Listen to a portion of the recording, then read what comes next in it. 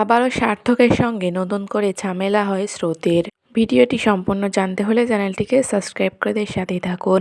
স্রোত বলে যে আমি টিসি নিতে এসেছি, আমি প্রিন্সিপাল স্যারের কাছে টিসির জন্য আবেদন করব।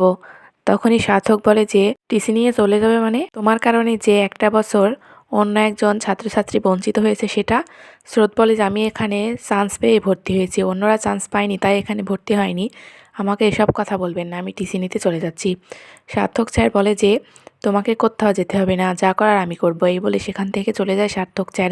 তখনই স্রোত বলে যে আমি এক্ষুনি যাব প্রিন্সিপাল স্যারের কাছে। তখনই স্রোতের বন্ধুরা স্রোতকে আটকায়, কিন্তু পারে না।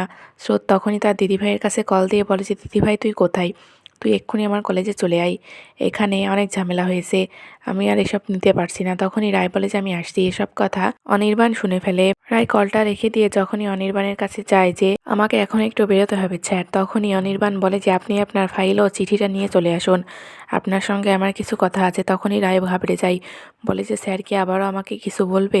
তো বন্ধুরা, পরবর্তী নতুন আপডেটটি জানতে হলে চ্যানেলটিকে সাবস্ক্রাইব করে দিয়ে সাথেই থাকবেন। ভিডিওটি ভালো লাগলে অবশ্যই একটা লাইক দিবেন। ধন্যবাদ।